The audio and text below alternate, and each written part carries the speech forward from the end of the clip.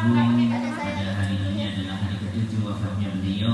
Mudah-mudahan dengan hadirnya kita bersama Allah Subhanahu wa taala memberikan keberkahan di dalam kubur almarhum dengan bacaan surah Yasin dan Tatin. Mudah-mudahan Allah limpahkan pahalanya untuk almarhum dan menjadikan kuburnya salah satu taman surga Allah Subhanahu wa taala.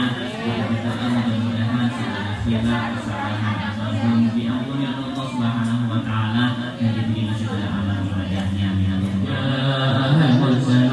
إذ أرسلنا إليهم اثنين فكذبوهما فعززنا بثالث فقالوا إنا إليكم مرسلون قالوا ما أنتم إلا بشر مثلنا وما أنزل الرحمن من شيء إن أنتم إلا تكذبون قالوا ربنا يعلم إنا إليكم لمرسلون وما علينا إلا البلاغ المبين قالوا إنا تطيرنا بكم لئن لم تنتهوا لنرجمنكم وليمسنا إلا الله سيدنا محمد رسول الله لا إله إلا الله سيدنا محمد رسول الله اللهم صل على سيدنا محمد اللهم صل عليه وسلم اللهم صل على سيدنا محمد اللهم صل عليه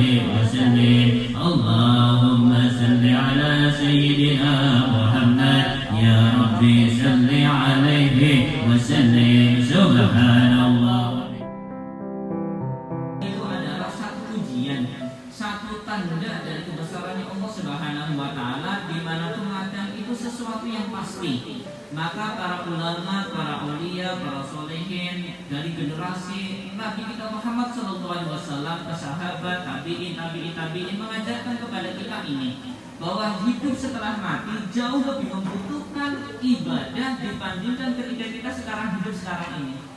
Maka Allah Subhanahu wa taala memberikan rahmat kepada kita melalui Nabi kita Muhammad SAW yang diturunkan oleh Allah sebagai rahmatan lil alamin. Kemudian rahmat itu sampai kepada generasi sahabat, kepada tabiin, sampai kepada ulama, sampai kepada generasi kita sekarang.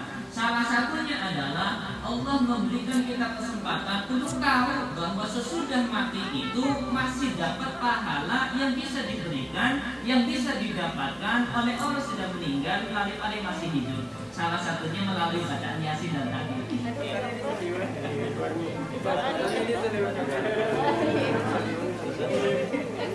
Ya, ibu kan gak apa-apa.